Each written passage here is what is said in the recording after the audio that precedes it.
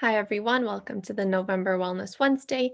We'll just be waiting about one more minute until more participants show up, and then we'll get the show on the road.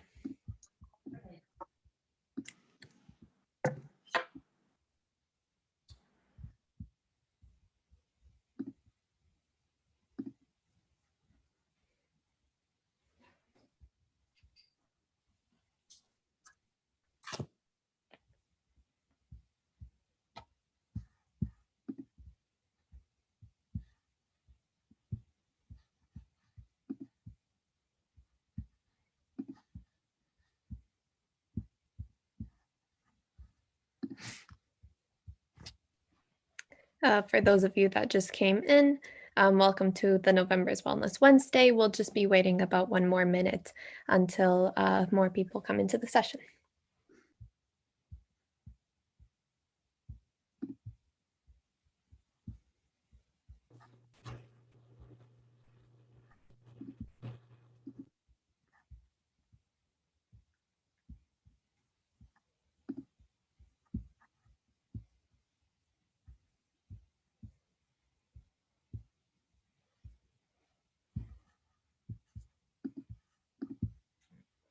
Okay, wonderful. I think we can get started.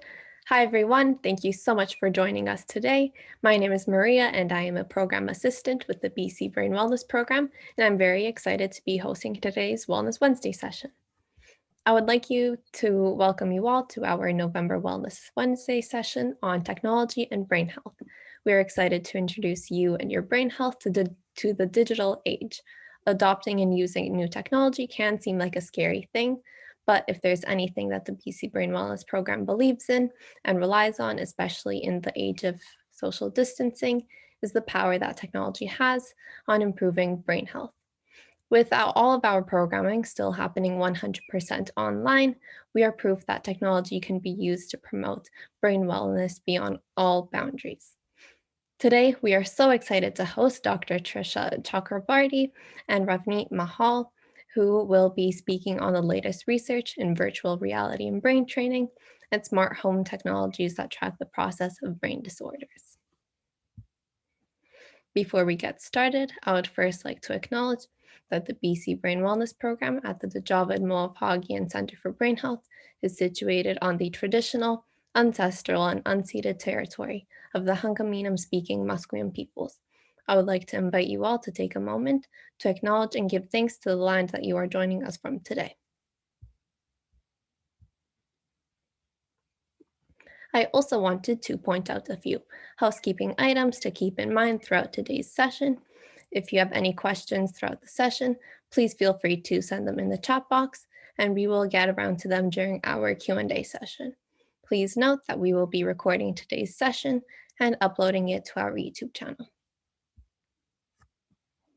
Without further ado, I would like to introduce our first speaker, Dr. Chakrabarty.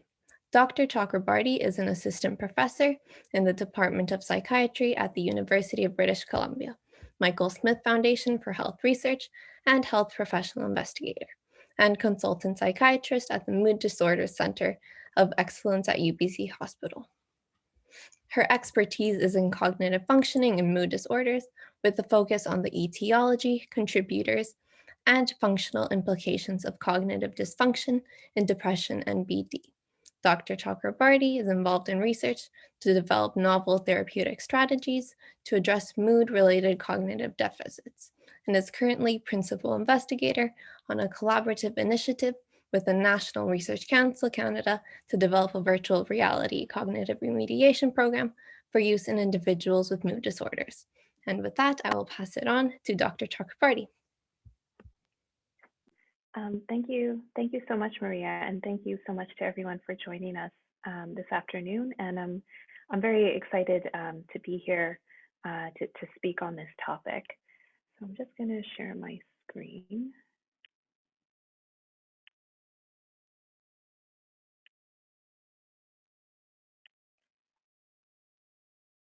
Okay.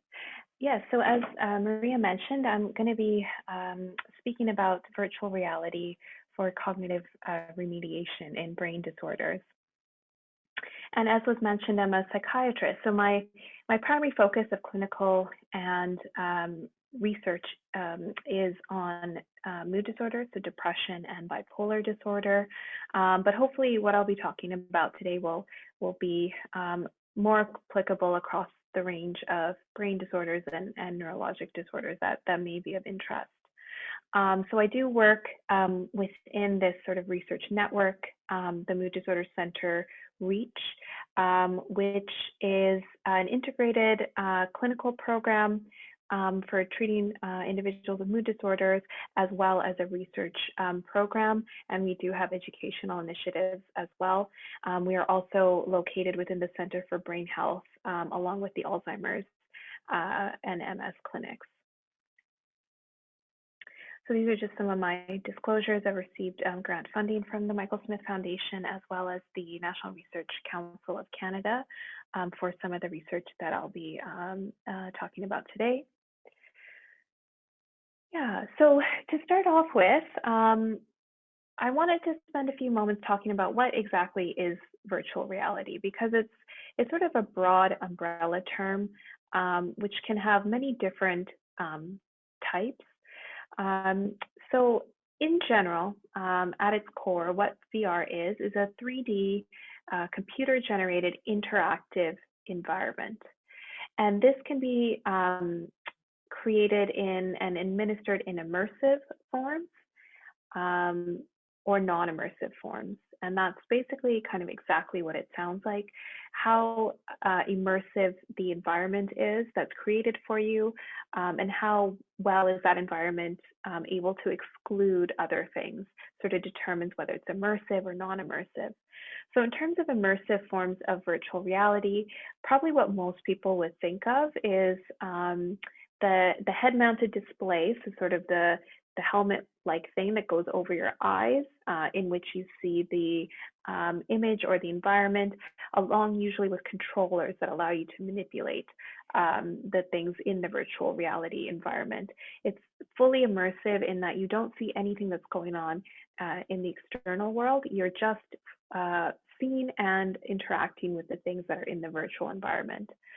Another form of immersive virtual reality are called cave systems. So you're not wearing anything, you're not wearing a headset, but you're in a room with projectors that are displaying the environment, usually on 3 or 4 walls. So you're fully immersed in it, but you're not necessarily wearing anything. And then there are non-immersive forms of virtual reality, which in which a 3D environment is displayed and you're interacting with it, but you're still sort of aware of what's going on around you. So like those first-person video games are a common example.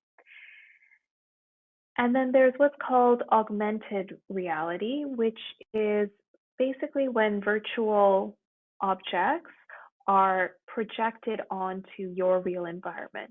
So if any of you spend time with younger people, you might be familiar with like Pokemon Go, where the little Pokemon are displayed on the real environment around you. Or if any of you have done any furniture shopping recently, you may have encountered those apps that allow you to project a virtual version of the furniture into your real space so you can see what it looks like.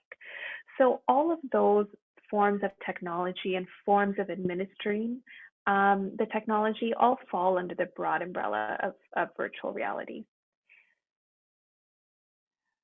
So having a sense of what VR is, let's talk a little bit about how it might be helpful in healthcare in general, and also for cognitive remediation or cognitive training.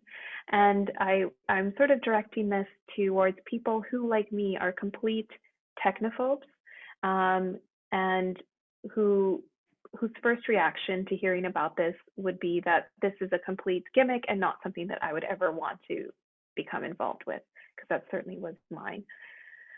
So in general, VR technologies are growing in popularity and accessibility. So one statistic is that close to 20% or close to 1/5 of the US population will be using virtual reality technologies at least once per month in this year. So quite a large segment of the population.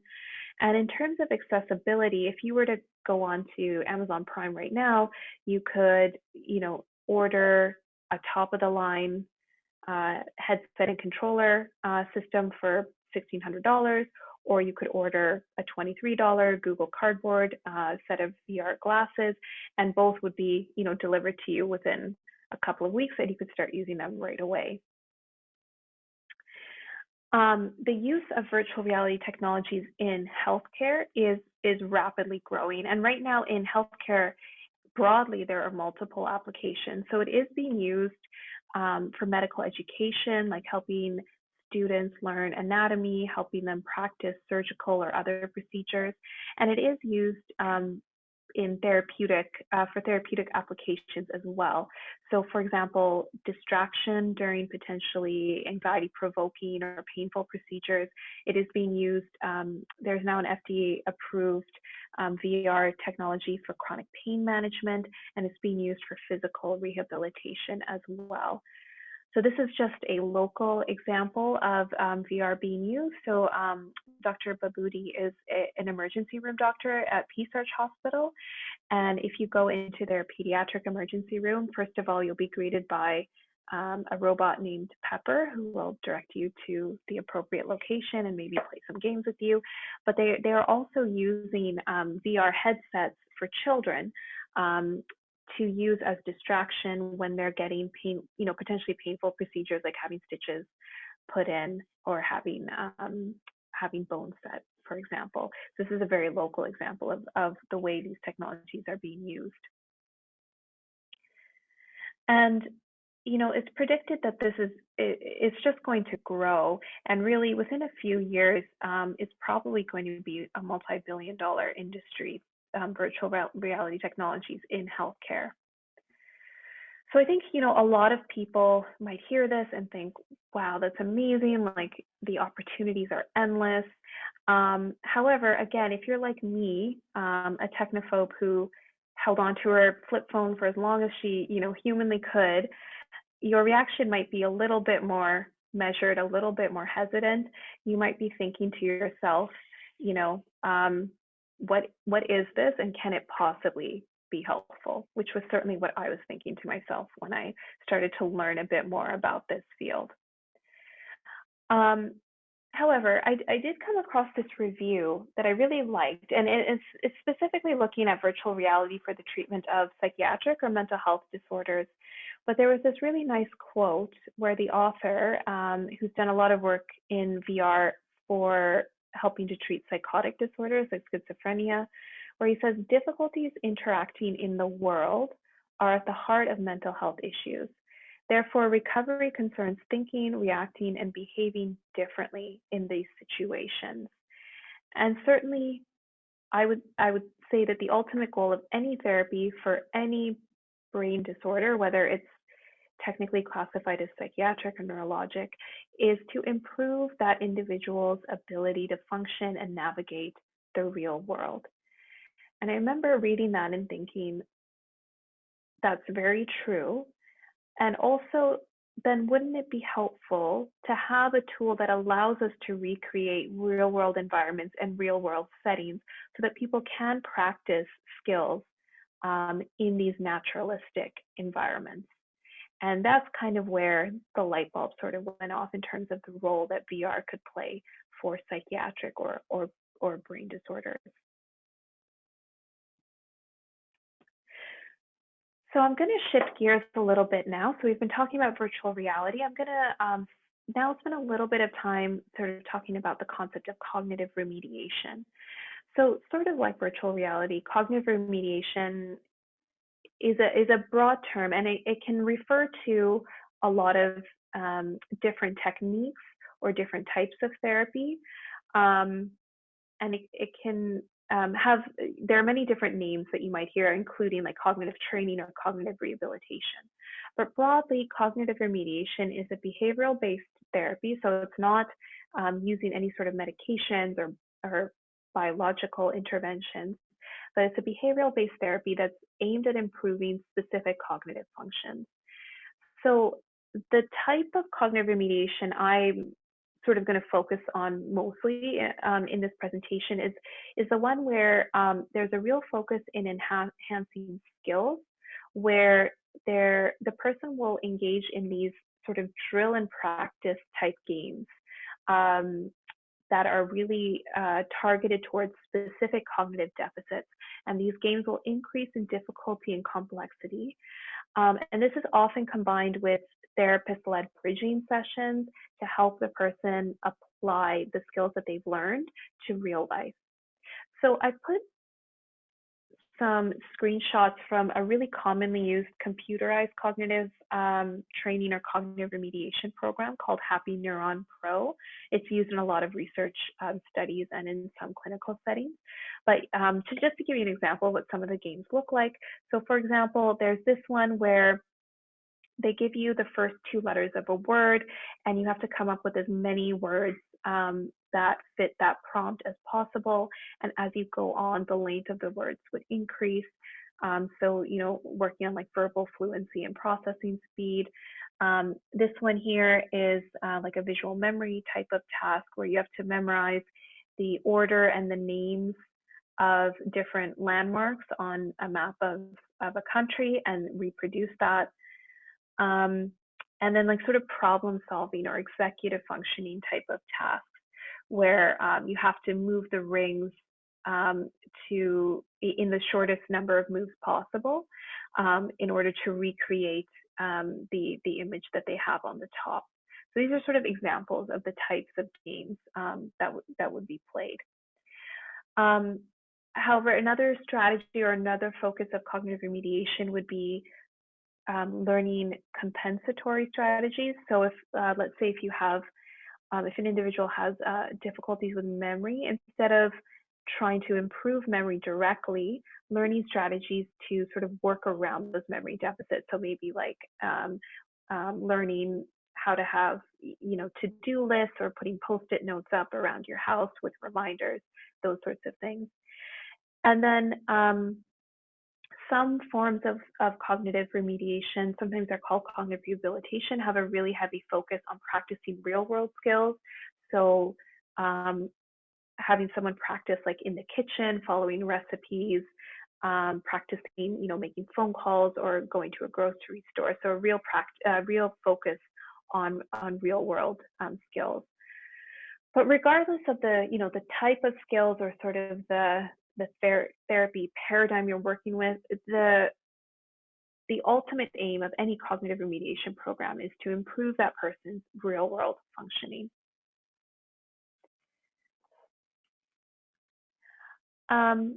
So talking about cognitive remediation for brain disorders, so this is not virtual reality cognitive remediation, but more traditional sort of cognitive training where you have those kind of, usually those computerized drill and practice type games.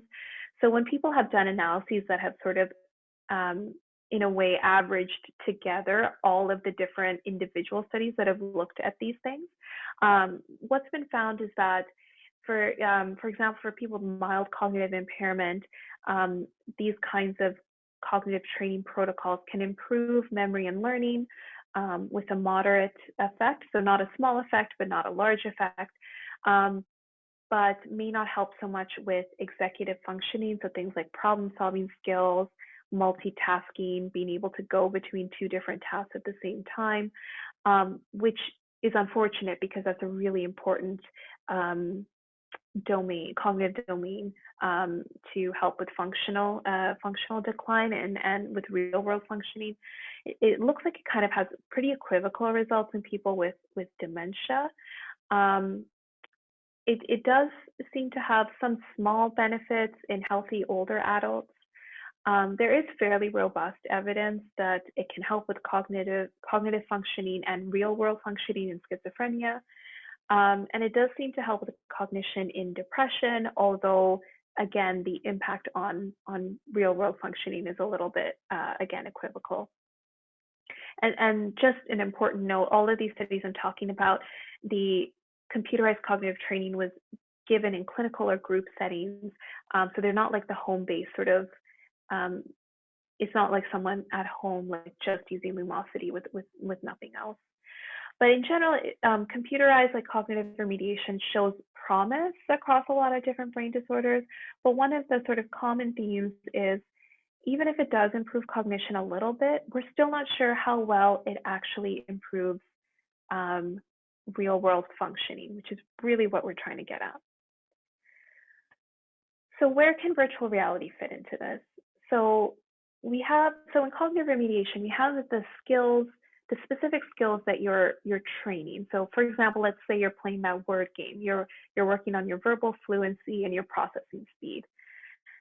And we want that to transfer into real world functioning, into improvements in real world functioning, so that when you're in a real world setting, everything that you practice in cognitive remediation kicks in and actually helps you get your work done, actually helps you get interact better with your friends and family. And so with VR, because it does allow you to recreate real world environments, the thinking is, if we give cognitive training through virtual reality instead of, through a traditional computer sort of interface or paper and pencil, where we can more closely replicate real world environments, will that help with that transfer, transferring those trained skills into real world benefits? So there have been some preliminary studies looking at virtual reality for brain disorders. So again, with pooled analysis, it does seem to be the case that virtual reality cognitive remediation can improve cognition and aspects of functioning in stroke, mild cognitive impairment, and Alzheimer's. And it can improve cognition and functioning in psychiatric disorders such as depression and schizophrenia. But again, really important caveat is these results are limited by kind of small studies, and they're not really rigorously, or with some exceptions, they're not really rigorously like designed randomized controlled trials. So this is still highly preliminary and it's showing promise, but it's certainly nothing that can yet be recommended for routine clinical practice.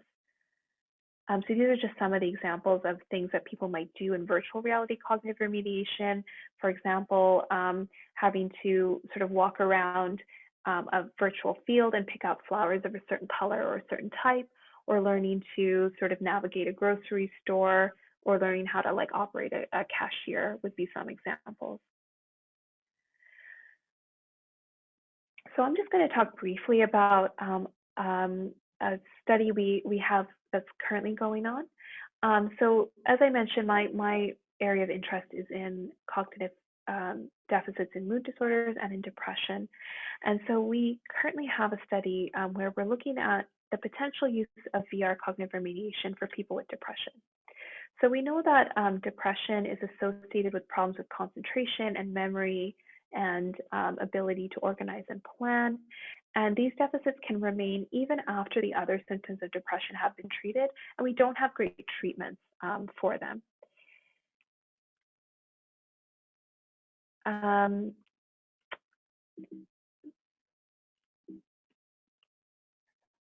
So we worked with the National Research Council of Canada to develop a cognitive remediation platform in an immersive virtual reality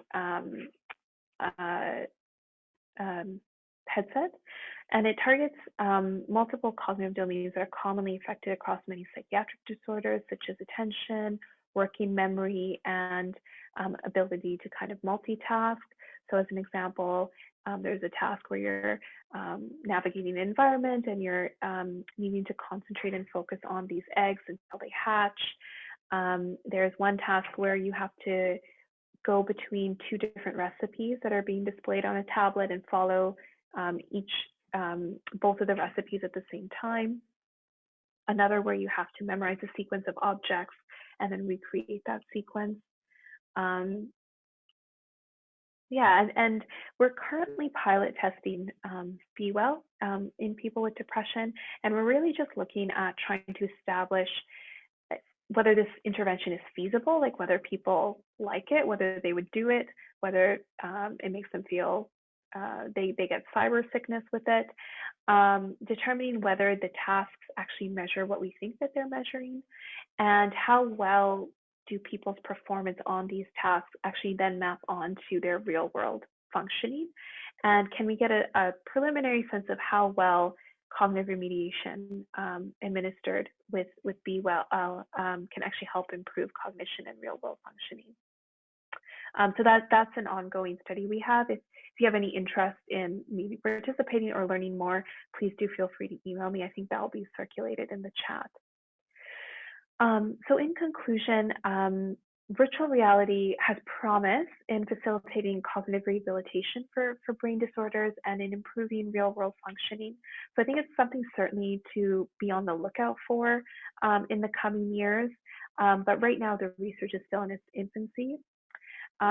But more traditional cognitive remediation, so not VR cognitive remediation, but the more traditional types of cognitive remediation may provide some benefit when given by trained practitioners in the context of clinical care. So these are just two links that I think are helpful if anyone's interested in learning more about traditional cognitive rehabilitation. The first is the Society for Cognitive Rehabilitation, and the second is a Schizophrenia Society, but they have really good resources for cognitive remediation for psychiatric disorders, if that's of interest. And I think those will also be circulated in the chat. And these are just all of the collaborators who are helping with this initiative. Yeah, so thank you so much for your attention. And I think the floor will now go back to Maria. Wonderful. Thank you so much, Dr. Chakrabarty, for your wonderful presentation on the latest research in virtual reality, cognitive remediation, and your research and how this applies to brain disorders. I really did enjoy learning a lot about cognitive remediation and how this may transfer to the real world functioning. I will now be introducing our next speaker, Ravneet Mahal. Ravneet is a clinical research assistant working under Dr. Martin McEwen at the Pacific Parkinson's Research Center. She has a Bachelor of Science degree in Behavioral Neuroscience from Simon Fraser University and has worked in the McEwen Lab since September of 2019. She is currently running the CAMERA study, which aims to develop a novel monitoring tool for in-home use so that people with Parkinson's can be monitored in the comfort of their own home.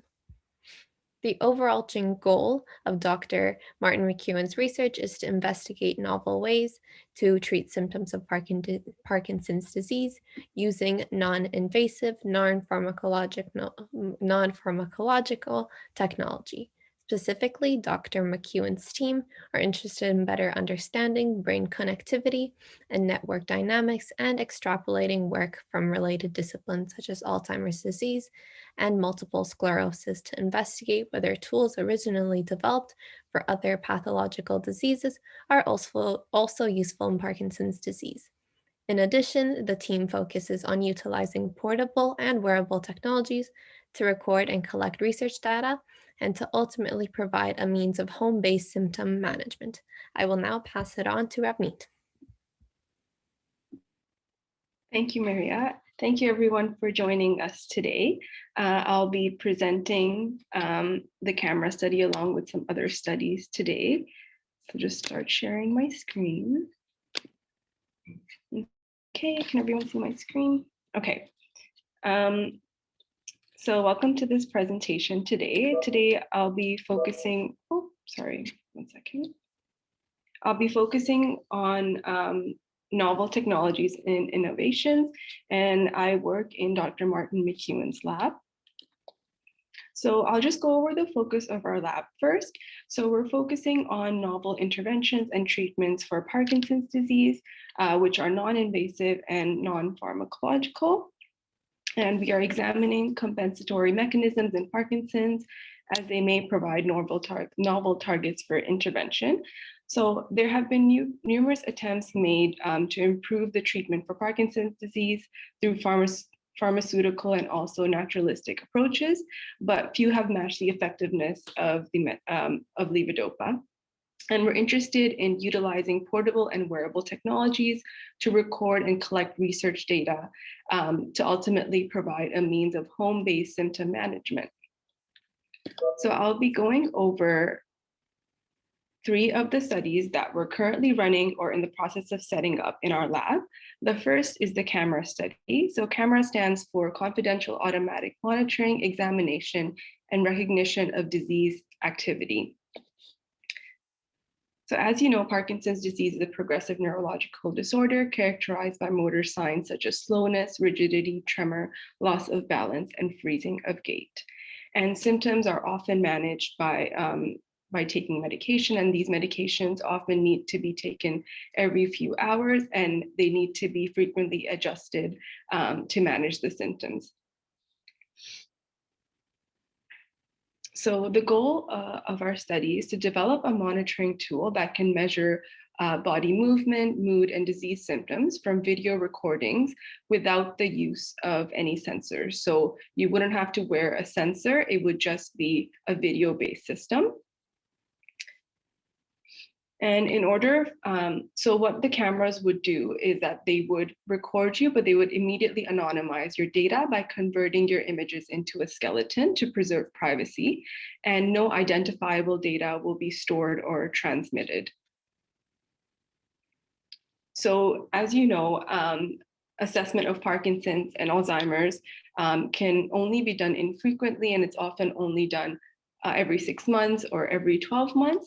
So we're hoping that this tool would give physicians a report of how you've been doing since the last time you saw them. And this will allow them to better understand how your medication should be adjusted to manage your disease symptoms. So there has been a lot done around the world regarding continual disease monitoring. However, there are some disadvantages with monitoring cameras and also patient-worn sensors. And some of those are, there's a burden placed on the user when they have to always remember to wear, for example, something on their wrist or something on their ankle to measure disease symptoms. Sometimes these tools only measure a limited number of disease aspects, and they also might create privacy concerns. So in order for us to only use video recordings to assess your disease symptoms, we would first need to train the system. And that's what we're doing right now. So we have participants come in, we record a video of them walking around the room, and then we also place some sensors on them. So our goal is to combine the information from the sensors and also the video recording to train the system so that at the end of the day, the system just needs the video to see how your symptoms are changing over time. So for example, are you having more freezing of gait? Is your tremor changing? And those types of symptoms.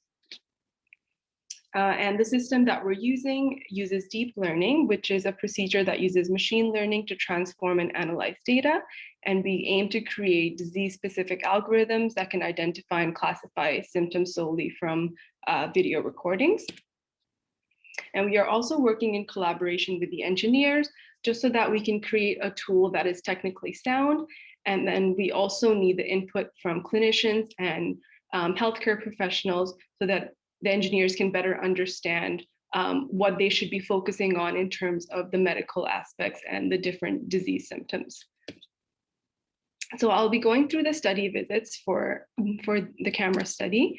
There's the mobility visit, and this is when you come in, we put some sensors on you, and then we have you walk around in the room. And here we're looking for different like changes in gait and also balance. And for the mobility visit, with COVID, we were trying to adapt, and we're currently in the process of setting up the remote visit. So this is where you won't have to come in. You'll be able to record a video of yourself from home and then upload it onto a secure network via UBC. And you'll just be doing, for example, the UPDRS task, so the finger tap and the hand movement that you do when you come in to see your neurologist.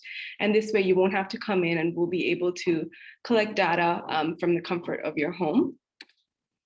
Here is an example of one of our volunteers just walking in the lab. So here we're looking at body sway, step count, walking speed, and walking duration. And the skeleton here is just showing how the data is anonymized. Another visit is a facial visit. This is where you come in, we have you watch a video that's, for example, happy, sad, or scary, and then we're looking at changes in your facial expressions. And here's an example of how the system works. So as you can see, it can see how the different changes in my facial expression, so it can detect when I'm happy or when I'm neutral or sad.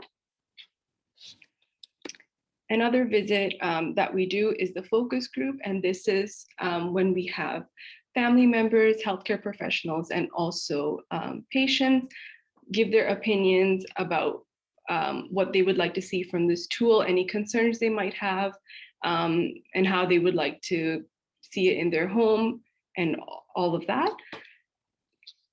And here are a few words from Dr. McEwen. Sorry, just a second. My name's Martin McKillen, and I'm the principal investigator for this exciting project. So we're very excited by this technology. What I think makes this project unique is that we've assembled a very accomplished group of researchers and investigators to help develop this project. And we think what's different about this particular project is it's been built from the bottom up with a close collaboration from people with Parkinson's and their caregivers, from the technology experts and from the clinicians who have to deal with the medical side of things. All together from the bottom up, we're using this information. And I think this is going to provide us with a very exciting technology. And I would like to thank the donors who generously supported this project, because I think ultimately it's going to be a real game changer for people living with Parkinson's. Okay, and here is the contact information for the camera study. And you can contact me on this number even for the other studies that I'll be talking about. And I believe that it will be put in the chat for you all to see. Another study that we're in the process of setting up is the electrical vestibular stimulation study. And this study is focusing on the mechanisms of non-invasive brain stimulation as a treatment option for patients with Parkinson's. So non-invasive brain stimulation techniques are ones that do not require an incision or insertion in the body for electrode placement, and they are being actively pursued as safe and effective means of modulating neural activity for a variety of conditions. So electrical vestibular stimulation is a non-invasive brain stimulation technique to alter the firing rate of the vestibular afferents by applying mild electrical currents via an electric stimulator to the mastoid process via electrode placed behind the ear. So the vestibular system plays a role in maintaining postural and perceptual stability. So the goal of the study is to stimulate the area to investigate changes in balance in Parkinson's, and in the process, we will also be investigating other symptoms which are affected by the stimulation. The purpose of the study is to measure how much improvement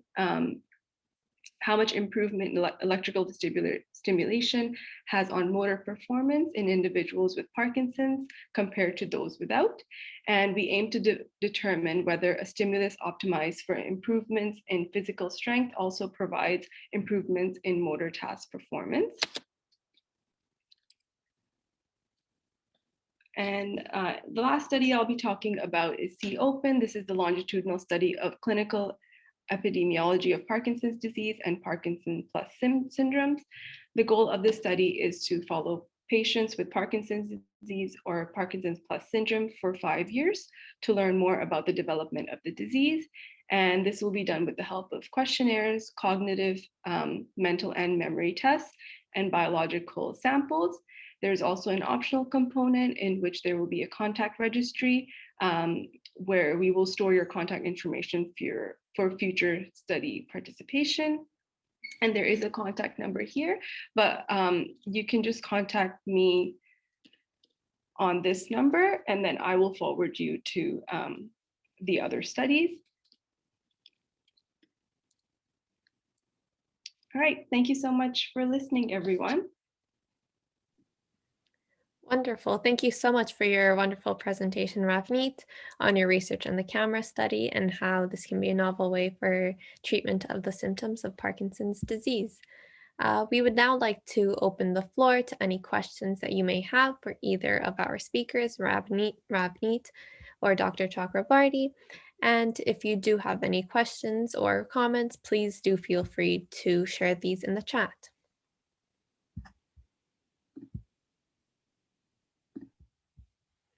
We do have one question. Let me just scroll up to it. The question was, how can I believe this was for Ravneet, how can any of this be used to help people with functional neurological disorder or NESD?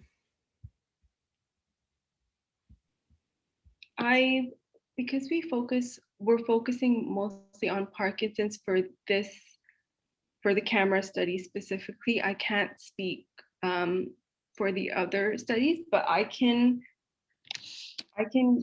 note down the question and get an answer for you. I guess I could just get you the answer and then you could forward it for me, Maria. That's okay? Yes, you can take note of the question and then we can see if we can revisit it. Okay. Another question is, I believe this was for Dr. Chakrabarty, is there a reason why there are limited studies on VR cognitive remediation for brain disorders? Yeah, so it's a really good question. I think there are a number of reasons. So first of all, virtual reality is a technology that's been around for a while, but it's only been really accessible and widely usable in sort of clinical settings for a short period of time. So part of it is it's just such a new technology to be integrated into clinical care. So we just haven't had time for a lot of these studies to be done. Also, one current limitation is up to this point, people would have to travel into the clinic and use, potentially fairly involved equipment, which can really limit how many people you can run through these types of studies. There is now more work being done on using like really simple headsets and using these interventions in people's homes. So they take home just like a simple headset and they're able to use the program at home. And so there's been some studies looking at that for helping with anxiety, or there was a recent one looking at VR at home for dealing with COVID-related psychological distress. But yeah, one limitation has been like sort of to this point, the equipment and sort of logistic factors that are a barrier. So I think those are some of the major ones. Oh, that's great. I see that clears it up. Another question is, I believe this is for Ravneet, is if there's an opportunity to participate in the camera study? Yes, of course. So you can just call me on that number or send me an email, and we are currently recruiting patients for several different visits in our study. Yeah, so we'll be happy to have you on board.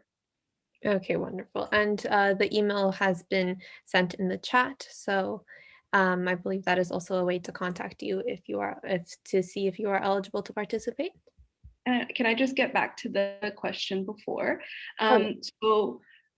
We will be having Dr. Lidstone. She'll be joining us at CDH in January, and she's an expert in the different functional disorders. And you can also get in touch with me, Narina. Yeah, you can just get in touch with me and I can give you some more information on that. Thank you. Wonderful. Are there any more questions? Please do feel free to send them in the chat. There is one more question. Once again, I believe it is for Ravneet. It is, how long does the EVS measure the improvement of symptoms, or how long does it take for the EVS to measure what it is supposed to measure, and what does that timeline look like? Do you mean during the study visit? Yes, I believe so. Yeah. Okay. For this question, I'll forward you to the individual or the research assistant running the study, and they can give you all the information in detail. So you can again just contact me, and then I'll forward your information. Okay, wonderful. And I believe, okay, yeah, sorry, that was just right. Okay, and there is another question asking if can Dr. Chakrabarty speak more about the studies involving the leftover cognitive effects of depression, and if there are depression studies available for participation? Yeah, so definitely. So yeah, I just mentioned it very briefly that when someone is in the midst of a depressive episode, certainly there can be profound effects on their cognition. So they can notice pretty significant problems with concentration, problems with short-term memory, working memory, like the ability to sort of keep multiple things in your mind at the same time, problems with decision making. And a lot of those symptoms do get better as the depression is treated and as the rest of the depression gets better. However, at least for some people, it does seem like even after, let's say they're no longer feeling depressed, so they don't have the low mood, they're enjoying life again, their physical energy is feeling a lot better, they're sleeping better, even after those other symptoms are improved, some people can still experience difficulties with some cognitive domains. Generally to a milder degree than what they might have experienced while they were depressed, but they can still be there and they can still negatively impact their functioning. Why this is the case isn't exactly clear. It's not clear whether, maybe having recurrent depressive episodes is somehow causing some changes in the brain that is making it harder for some of these difficulties to get better. We recently did a study where we looked at the impact of in adults who have a history of childhood trauma, because other studies have shown that having childhood trauma, like physical, sexual, or emotional abuse, can affect cognitive functioning in the adult. And as might be expected, people with depression more commonly have experienced childhood trauma than people without. So we did a study that showed that adults with a history of childhood trauma and depression were sort of more likely to have some of these cognitive difficulties after the depression has been treated. So there are multiple different factors at play in terms of what might be causing that. But it's just something that's important to recognize, because I think a lot of people can feel like there must be something neurologically wrong because their cognition seems so different than how it usually is.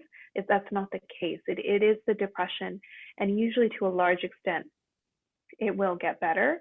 But you may still notice some difficulties even after your depression has gotten better, which I think is something that's important to bring up with your clinician, because it's still something that needs to be sort of discussed and dealt with. Okay, great. Oh, and sorry, the second part of that question, we do have a lot of studies right now that are recruiting people with depression. So there is the virtual reality cognitive remediation one I discussed, but other researchers in our network also have multiple studies that are going on looking at various aspects of depression. So if you are interested, you can feel free to email me and I can hopefully point you in the right direction. Okay, great. Thank you so much for going over the cognitive effect and depression and these studies, as you mentioned, that are going on. I believe that your contact is in the chat box, so if anyone is interested, please feel free to get in touch. If anyone has any more questions, please do feel free to send them in the chat. We do have a few more minutes to go over any other leftover questions or comments that you may have. And Dr. Trisha Chakrabarty's email is now in the chat.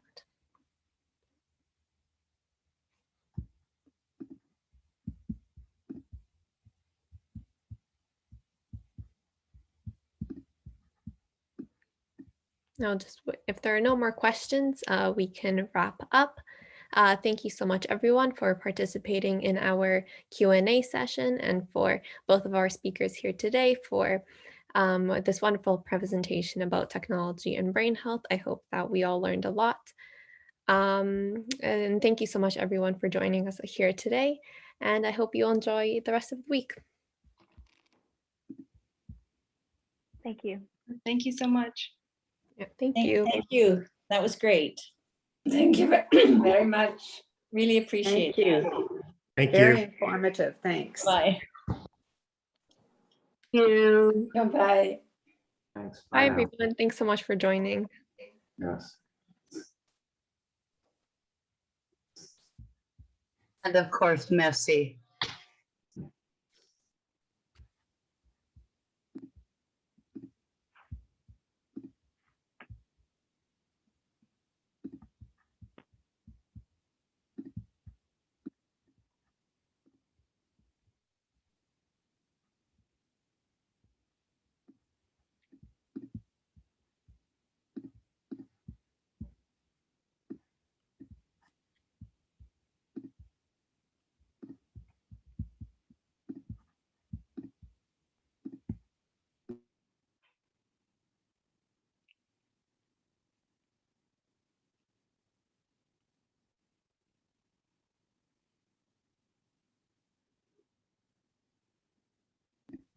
And thank you so much, Ravneet and Dr. Chakrabarty. Once again, your presentations were wonderful and very informative. So we appreciate you speaking today.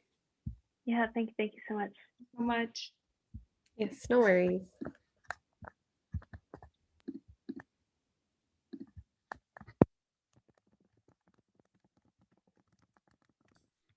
Thanks, Maria. Well done. Yeah, wonderful. Thank you. All right, Great bye. job, Maria.